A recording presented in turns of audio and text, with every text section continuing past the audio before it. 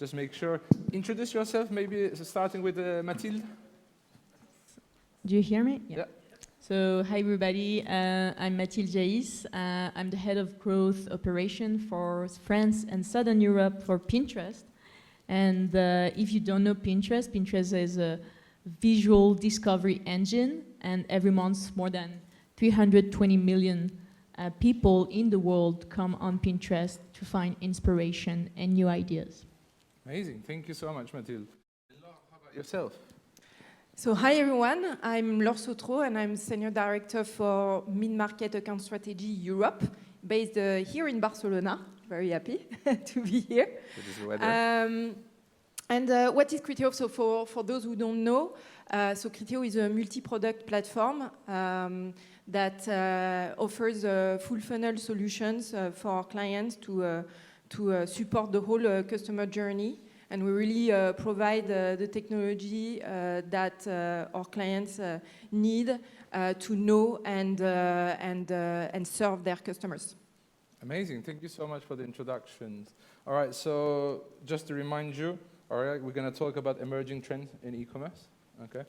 And just to introduce myself, I'm the CEO at Karlsguru, and what we do is a SaaS solution. It was for retargeting before, and about a month ago, we launched a new platform, which is a marketing automation platform for e-commerce. So I think that we're all kind of in the same field. I know that Pinterest is more a social media tool, but I know that I heard there's a lot of things happening in e-commerce and Pinterest, so I think that's going to be very interesting to find out more about today. And at the end of the panel, we're going to have a bit of a Q&A, so prepare your questions, and we'll try to answer them as best as we can.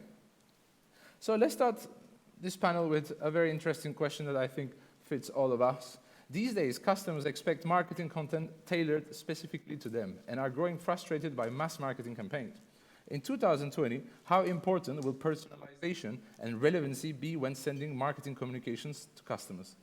Shall we start with you, Laura, maybe? Yeah, sure. So obviously, personalization is going to be is absolutely crucial.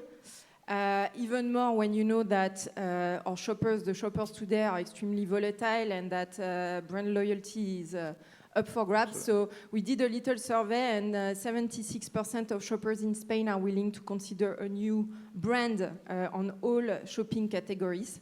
That's quite a lot. I mean, it's great if you are the competitor. It's not that good if it's your client, though. And what's going to really make one of the things that's going to really make the difference is how relevant you are to these people. And I think that you need to look at marketing solution, marketing communications, and online advertising as well, speak for Criteo, a bit differently. So they need to be basically adding value by themselves. They need to be part of the whole experience. So, for example, you could think of it as, trying to be a personal shopping assistant for your customer rather than just online advertising, right? So by doing that, by looking at marketing communications, marketing more as an added value service, I think this way you will change a bit the paradigm and the strategies, and you'll get better results as a Well said. Mathilde, what do you think about it? Yes, so I totally agree with Laure. I think that personalized experiences are what customers are waiting for. Today, they have very high expectations for brands, and having a massive marketing approach no longer works. So this is why I think that it is very important for brands to create those meaningful experience that can create emotions and connections with their consumers. And today, what we see is that there are still very few brands that are able to do that, to tell the story, to create a different experience. There are a lot of places today where you can go shop if you know what you want, but the experience might not be the best, but at least you know you're going to get what you want there because you already know it. But if you don't know what you want exactly, if you really want to find a place where you can find inspiration, you have much more limited options today. And at Pinterest, we really believe that if you create those personalized and relevant experiences, you're gonna create great experiences for consumers, and you're gonna help them find that inspiration, and then go and take action on that inspiration. So it's very important for brands, because in the end, it means that you're gonna be able to sell better if you create those very relevant and personalized experiences. Well, I think also that we got spammed too much in the years, in the past years. We had so many emails, and it was just spam. So, and that's why I think that what we're trying to do at Cars Guru is to also make it a bit more personalized by choosing the right channel for the person. So we do SMS, Facebook Messenger, or email, and making sure that maybe you prefer SMS or Facebook Messenger, and you have enough of emails. So I think these are great points, and 2020 is definitely going to change that. I think also with conversational marketing, I think that's going to really be a big trend to follow that. Okay, so the next question, I think I'm going to start with Mathilde more, because it fits quite Pinterest, I think. Throughout 2019, social media grew to become one of the primary channels used by e-commerce shoppers. Is this trend set to continue in 2020? And if so, what are the most important things to do when optimizing your store for social media shoppers? Yes, so I think that today there are many options for consumers to find ways to shop. And obviously, social media is one of the places where they can discover brands. So Pinterest doesn't define itself as a social media. We're personal media where people come for themselves and for their interest and find the inspiration. They don't go on Pinterest to follow someone or to tell about what they've done in the past, but they come for themselves. So that's why we talk about a personal media. But again, here I think that for brands, it's still about creating those very relevant and personalized experiences. And this is and I think it's not about like one channel, it's just like whatever the channel you are, you're gonna be able to, if you're able to create that experience, that relevancy, that will work. And I think that sometimes we often, when we talk about e-commerce, we always think about the bottom of the funnel, about the conversion, but we have to think about all the moments that happened before the shopping moment. That moment where you're gonna find that idea, you're gonna find that inspiration. And so at Pinterest, we're really working on those those moments before shopping, because the mindset of our users is really to go from inspiration to action. So today, we're working on shopping features to help them go in an easier way from inspiration to action. So as a brand, you can now use the catalogs feature, you can create product pins, which will make it easier for users on Pinterest to go from inspiration to action. Okay, amazing. Laura, would you like to add anything to that? Or? Yeah, I think you said it all, but definitely when it comes to criteria or vision of the user, we look really. We just need to remember that social media is only one channel, and that we are really talking to an individual like you and I with a very rich and complex journey, and that we really need to, when you think about your social media strategy, actually to think about the individual and the strategy and in general, and trying to break silos or at least put bridges, connect the different channels. It's crucial because consistency, relevancy, then you will want to look at, frequency of your message, etc., etc. You need to put it all together, not just one in a silo. That's correct. Amazing said as well. And I think that from now on, we're not going to call Pinterest a social media, but a personal media. Okay, so just make sure about that. Okay, that's important. Thank you.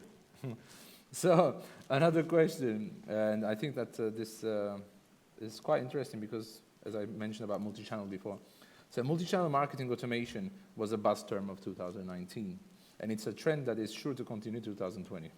However, some companies fear that sending automated marketing across multiple channels might mean too much marketing. How do you ensure that sending automated marketing messages across multiple channels doesn't result in frustrated customers? Who would like to start in this one? That I let you choice. They're very polite. They're like, no, you start. They're French, that's why they're polite. Sometimes you're rude as well. Yeah, I know, sometimes. Exactly, that's what I was going to say. Oh, not really. It changes, I No, think. for that, but that's fine. Yeah, so I think that marketing automation obviously is a great tool today for marketers, as long as it helps them create, again, I'm going to use this word a lot, but to create those personalized experiences. No. So if you're just delivering a massive marketing message and you don't even target correctly to the different type of users or targets that you have, then this message won't resonate. And so it's really about, using the data to create those very personalized experiences. And to give you an example, so at Pinterest, obviously we do that.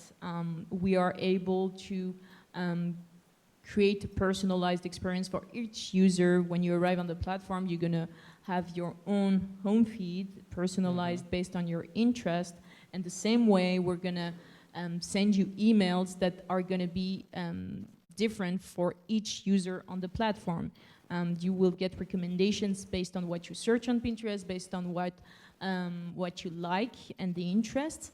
And so this is where we're trying to create those compelling experiences. Obviously, sometimes it might not work because algorithm can't always be right. But I do think that there is potential with marketing automation as long as it's done in the right way and to the benefit of the customer. Very well. So then, Laura, what do you think about that multi-channel side of it? Yeah, I think that, a bit connected to everything that was said before, is that I think marketing automation has really brought a lot of value and needs to continue bringing value. So again, it's really about that. It's how it's going to help. You know, it's not marketing for marketing, advertising for advertising. Absolutely. It's really about that experience. Beyond that experience, the value you create. If people start looking at those messages or at this interaction that brands have with them more as something that is useful for them, then it will change a lot of things, and it will be not seen as, let's say, annoying as it can be now. And then it's about timeliness, frequency, relevancy of the message. So these software, these platforms have a lot of that already. There is still a lot of work to do. But yeah, again, creating value, I think we need to change the way we see marketing communication in general. I think creating value is right to the point there. And I'd like to add to that is at the right place at the right time, right? So, because maybe I prefer to shop or to see something at 9 p.m. because, you know, I just had my dinner, I'm relaxed. Or maybe I like it at lunch break or, you know, on the weekend. So this is going to become very important. I think at the right time, at the right place is going to be what marketeers is going to have to really try to segment, target, and really refine their strategies around that. Perfect. So a topic that I really like is about throughout 2019, one of the fastest growing concerns of e-commerce shoppers was whether or not a brand is environmentally sustainable. Okay. In 2020, this trend is almost certain to continue, and e-merchants need to act accordingly.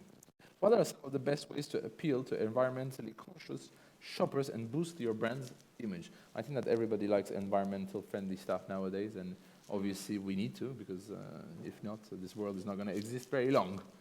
So what do you think about this? Should we start with Laure? Yeah. So, I mean, definitely it has been a key topic in 2019. Hopefully it will continue because this is an important one in general. I think so. And also we've seen the controversy as well on Black Friday last week in some countries. We see really the rise of environmental and sustainability consciousness among shoppers. And actually we made a study for the holiday season and we see that all generations are concerned about the environmental impact that their shopping will have this season. We have 1 out of 2 Gen Z who are looking at that even more than last year, so they will be looking at their impact or conscious of the impact more than last year. And there are 71% of boomers who would consider an eco-friendly product when they buy a present over one that is not. So definitely a key topic. There has been a rise in second-hand platforms and marketplaces, and the emergence of circular economy. Mhm. And I think that maybe that's something where an e-commerce shop can start. Think about, applying that principle of circular economy. Mhm. So where can you reduce waste? Where can you reuse? The product in your whole, the whole process, the whole journey.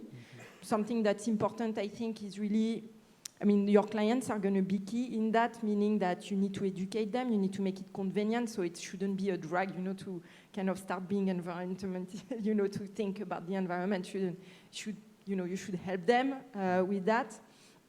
So I think that you can also, for example, involve your community.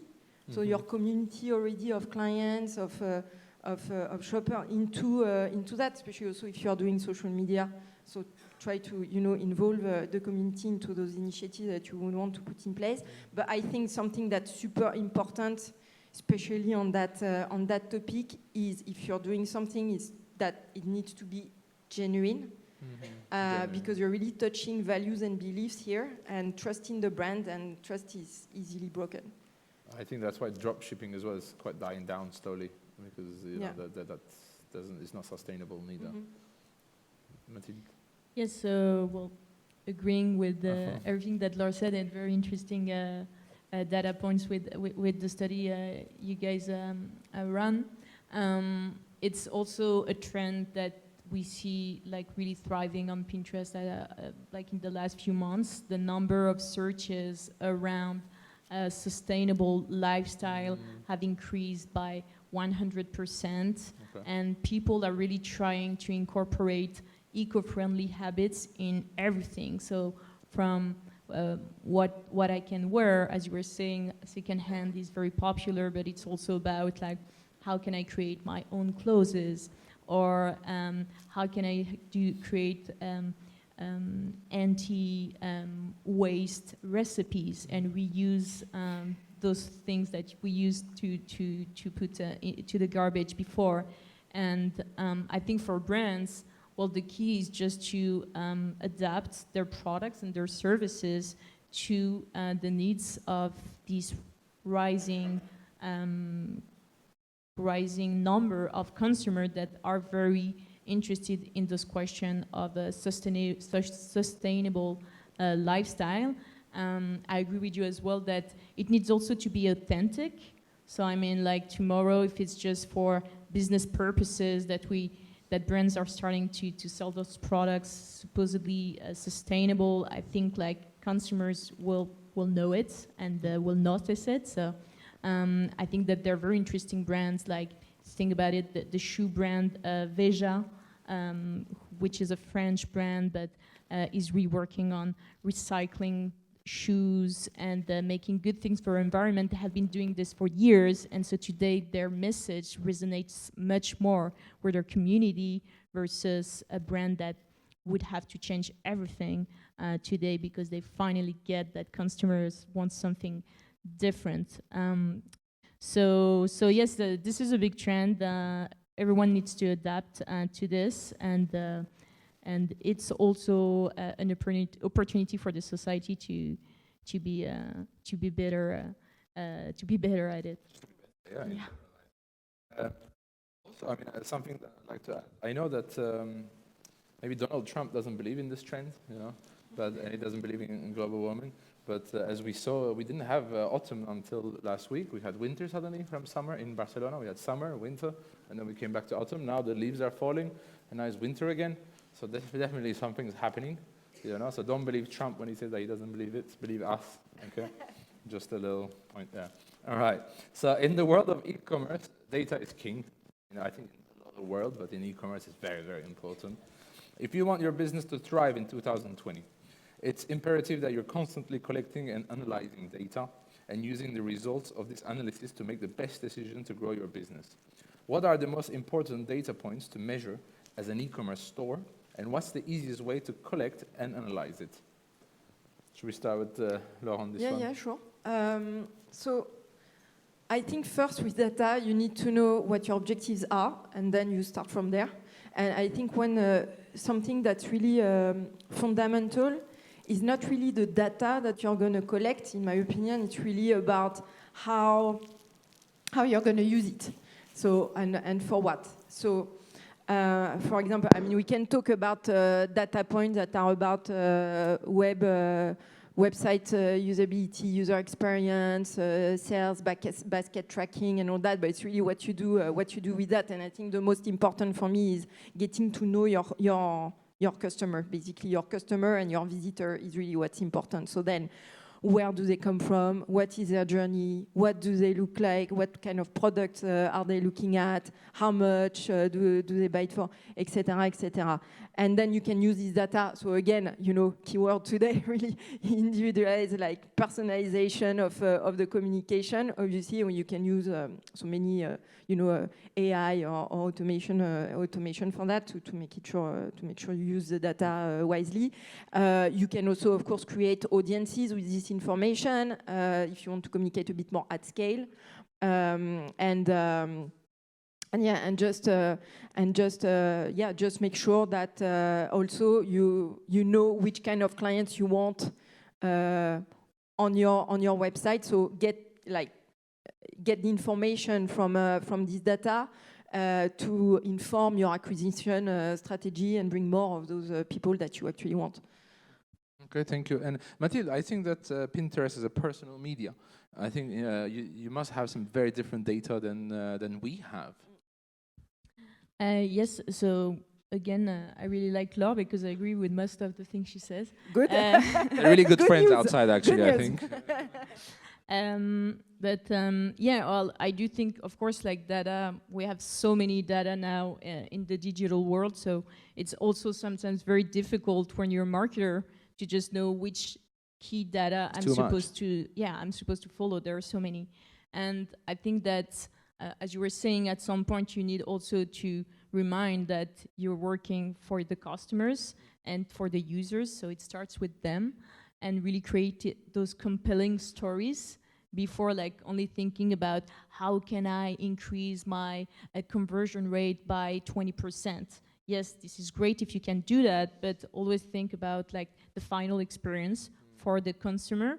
On Pinterest, yes, we're gonna have a lot of, I would say, I don't know if it's like very different from what you would have on your own e-commerce, but obviously what makes the difference is you have the ability to know how your content is engaging for our user base.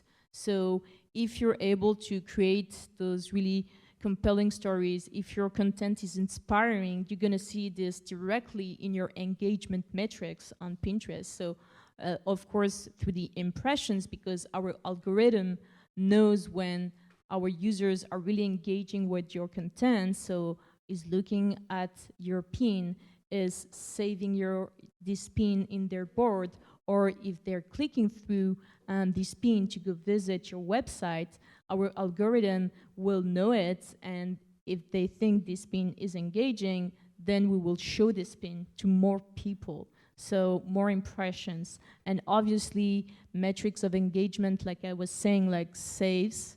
It's a very interesting engagement metric that is pretty unique to Pinterest, which is like, hey, this user, he saw your idea, maybe it's your product, or maybe it's a photo, really, really cool photo of your product, and they liked it so much that they clicked on the save button because it inspires them, and maybe they will take action on it at some point.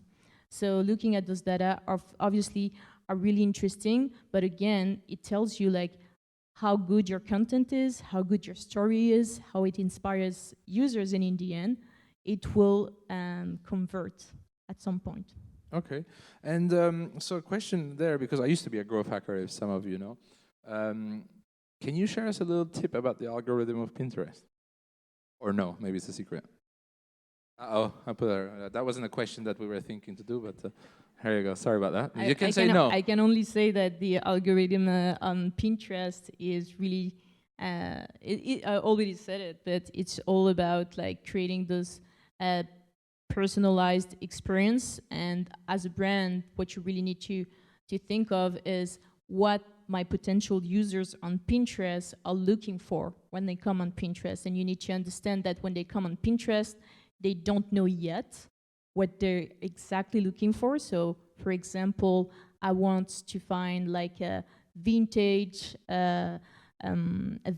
sofa for my living room, but I don't know if I'm going to buy it at this store or this store or this store. If I knew where to buy it, maybe I would go directly on the retailer website, or I would go on Amazon, on some other marketplace, or I would do Google search. But if you don't know yet that, this is when you're going to come on Pinterest and you're going to do unbranded searches. So like vintage sofa. And then there are going to be all those ideas. And this is where you as a brand, you want to be. And so this is the type of content you should create, an inspirational living room with a nice sofa. And this is how you're going to be able to touch that audience. I mean, again, it goes back to giving value, I think, because you search not for the brand, but for something that they're actually looking for. And if you do create content, not for just your brand, but to give value and result to them that they're going to find, I think that's where it goes, right? It just doesn't feel like advertising. It's just a service you're offering. It's different. That's correct, yeah. Amazing, thank you. And sorry about that question again. That's fine. I just wanted to put you... It was not a secret. Yeah. Okay, anyway, this one is going to go for you, I think, in the beginning, Mathilde, because we're going to talk now about the release of technologies such as Alexa and Google Home has created a new form of online browsing, voice search. In 2020, the use of voice search technology is set to drastically increase, which has a huge repercussions in the e-commerce industry. For an e-commerce business, how do you ensure that your website or your content is optimized for voice search? Yes, so I will take the counterpoint here because, well, at Pinterest, we really believe in the power of visual search. If you think about it, the online retail has started in the opposite way of the offline retail. When you're in a mall or when you're in a street full of different shops, you're gonna want to enter into those shops because you see something in the window displays that clicks. And in the online world, we actually started with text search, maybe now voice, but the real thing is about visual, because often like you don't know exactly what you want, but it's when you see it that you're like, oh yeah, I really like this sweater, I really like those shoes. And so that's what we're trying to build at Pinterest, is really to build this very strong visual search engine. I have personally some doubts that voice can really help people find the inspiration. When we talk about shopping, it might help them if they already know what they want. But if you don't know what you want, visual will be the key for you to really find what suits your personal tastes. I mean, I absolutely agree. I asked this question because at the end of the day, I'm not going to buy this jacket without seeing it and just hearing, oh, it's a great jacket and it feels really nice. You know, I'm definitely not going to buy that. You know, and even on Amazon, I can't buy clothes or like on websites, on e-commerce. I need to go and see it and try it and touch it and feel it, you know. So I think the voice search is great for visually impaired. I think that's going to help a lot visually impaired. I used to work in another company before, and we were doing a voice search for real estate. And obviously, for visually impaired, they need to find a home as well. You know, maybe they don't see it, but they want to hear it and they want to understand. And how do they search for this? Obviously, it's been voice search. So I think that it's a great technology, and it'll be used in certain places and certain things. But in e-commerce, I see it very, very difficult. But this is what the world is saying, that it's going to become Google Home and Alexa. I do think, though, that you can imagine different use cases in e-commerce where it could work. Like, I don't know, I need to book a train ticket to go to Madrid. Order my coffee, order my Nespresso capsules. Exactly, because you know what you want and you know exactly how to say it and which word you should use to say it. The question, when you don't have the word, how do you do? And Laura, would you buy with just voice search, or would you do something like that with voice search? So I have Alexa. Do you have Alexa? Yeah. Yeah. Okay. I have it all over the place, but I don't use it yet to buy something. I'm still, I'm still a bit of a newbie in that. I'm still, I need to adapt. What do you use it for? I use it for music to Me have too. it all around all around the apartment, basically at the same time connected. That's why I Same use here. it. I use it for music, for Spotify, and just to say, because I'm lazy, I'm on the couch, turn off the living room lights. You know? Hey Alexa, turn off the living room lights. Hey Alexa, turn on the living room lights. Hey, put some music. You know, Yeah. and that's it. You know, like I've never said, let's search for whatever. You know, I know that the second you do that, she answers some. I tried it once. It's like this. You're like, I don't even understand what the product is. So it's quite difficult, I think, that we But get to that really, point. I think let's see what we say in 5 years. You know, it's like, you know, it's just a usage that needs to change, and maybe at some point. Also, I mean, using Alexa, I think there is a lot of things still to develop. It's still not there yet. It doesn't sometimes understand what I'm saying, maybe because I speak Spanish to it. But Spanish, okay. I was going to say English with a French accent, no, maybe, but Spanish with a French yeah, accent. oh, that's When I have to difficult give as well. the name of a French radio, it's quite funny. No, so it has a lot. No, but I think honestly, there are still a lot of things to do and develop. The skills are still not there yet For sure. either. No, but in 5, 10 years, we'll probably, you know, have it in our life and use it maybe in a way that we can't even imagine today.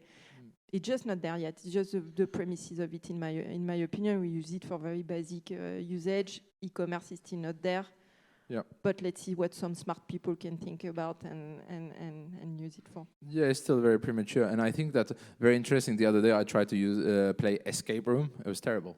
You know, you have to close. You know, you close. There is a door in front of you. Do you choose the right door or the left door? It's like, what? You know, it's not an escape room. I'm not. You know, I'm in my room. So, but the trivia is quite fun.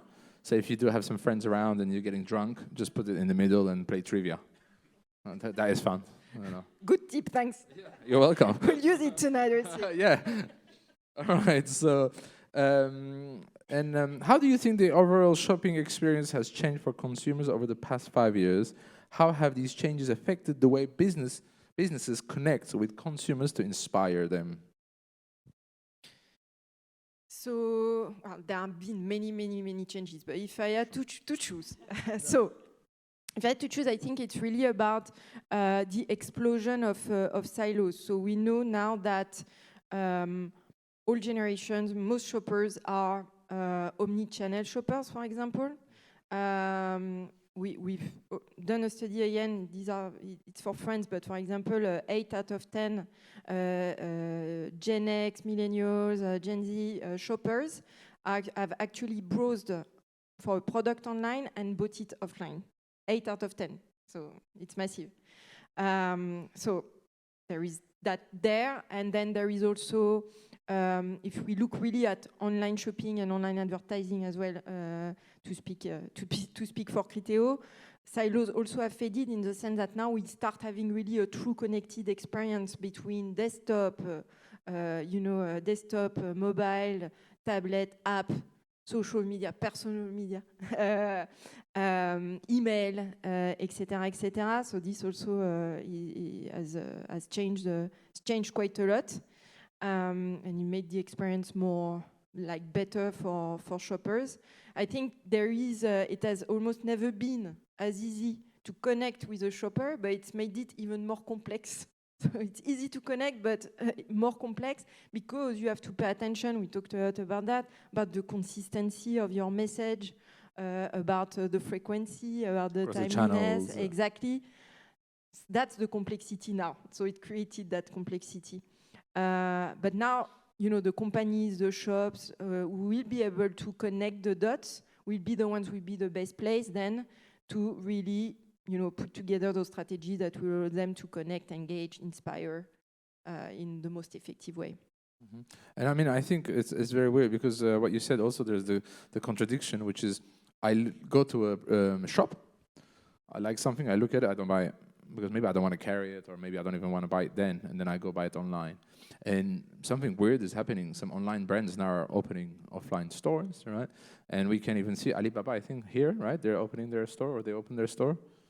Yeah, so AliExpress is opening their store here, so it's quite interesting things that online and offline has to become very synchronized and connected now.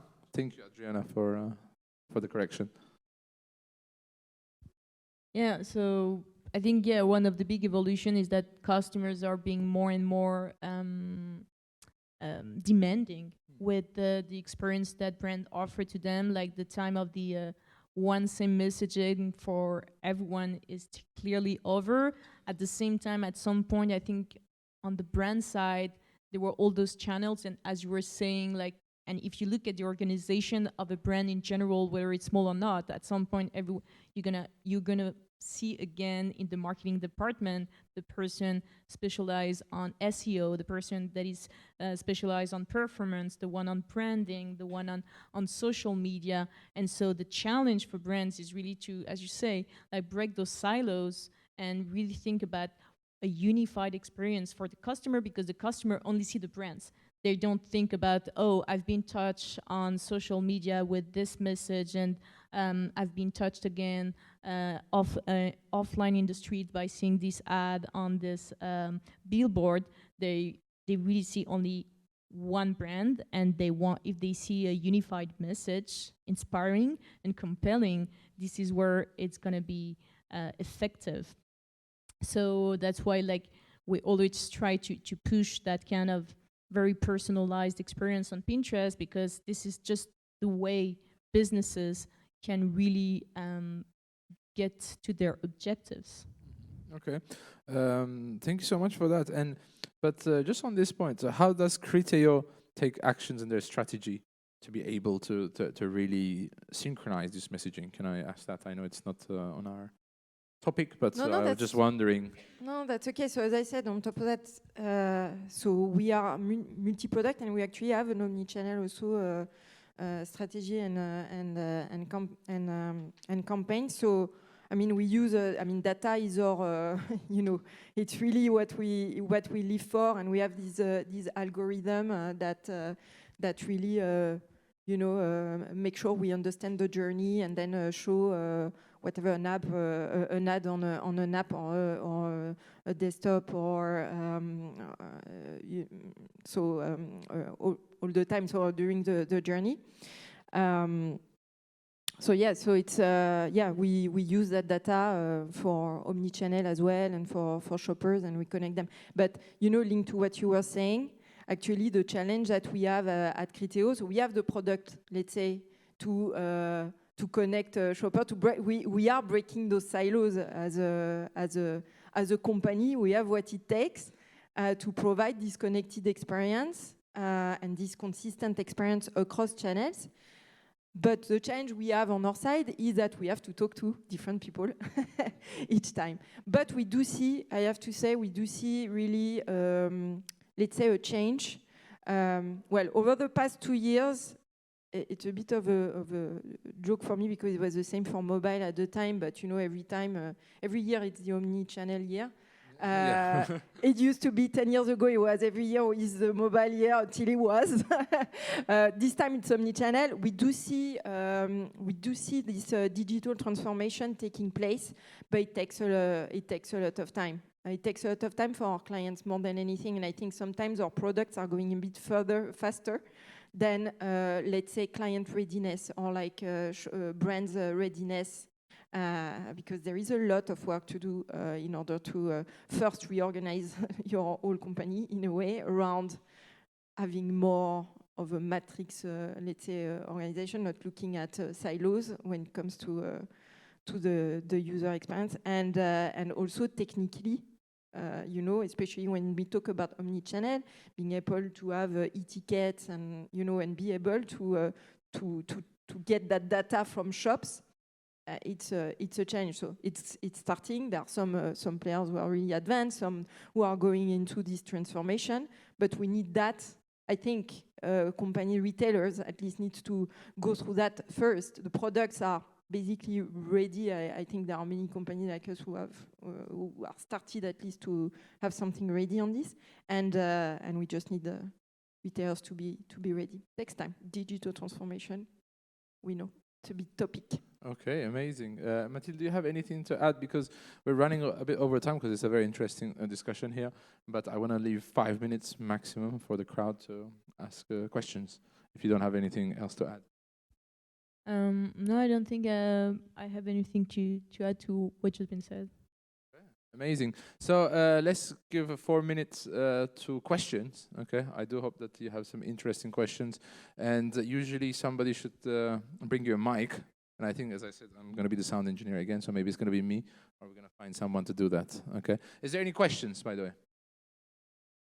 Is there somebody? If you have a question, please raise your hand. We can't see you from here. Any questions? Okay, that's good. Wow, that's been very clear. I think no questions. Oh, amazing. Oh, there is one there.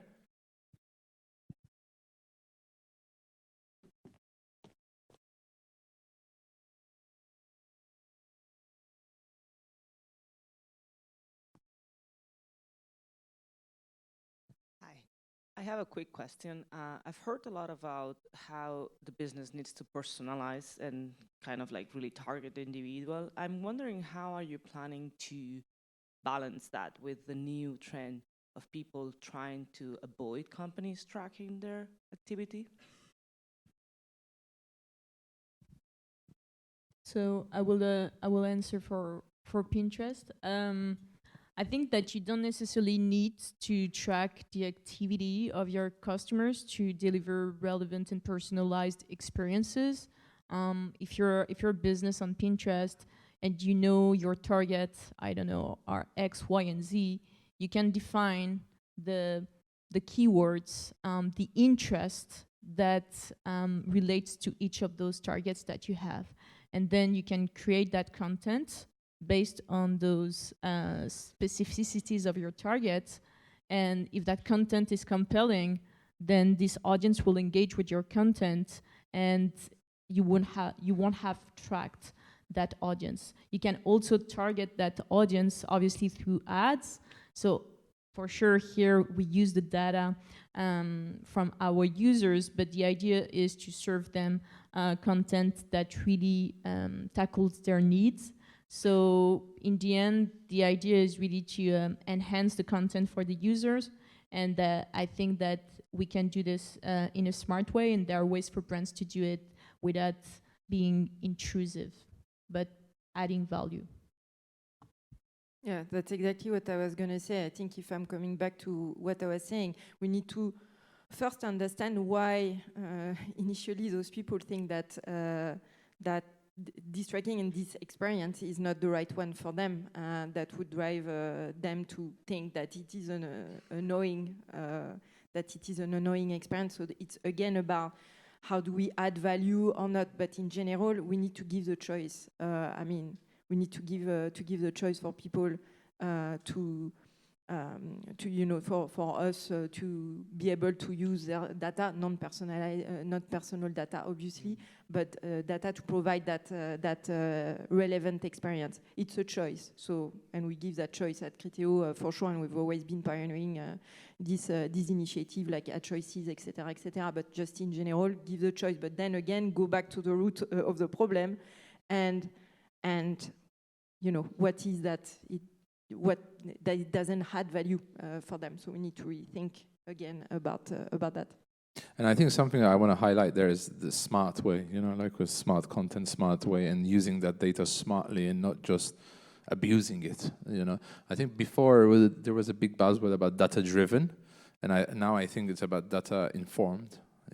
So don't just take your decision because of data, but inform yourself, and then still, as a human, and a couple of humans in the room, you should make a better decision, and data-informed decision, and not just driven by it. And I think sometimes we think too much about data, about only being like hard metrics. Data can be both quantitative and qualitative. And the qualitative data sometimes is the best data you can, if you're able to collect it, it's the best, because this is what is going to inform you about the reality behind the figures. And having the ability to run sessions with your users is amazing, because you understand so many things that you wouldn't have been able to understand if you were only looking at these very hard, cold data. Absolutely, I completely agree. And it's quite harder to track that data, but absolutely. We're over time. I'd like to thank you so much, Laure Sattereau and Mathilde Jaïs. So give it up. Thank you very much. Thank you so much again. Thanks. Thank you, Tim.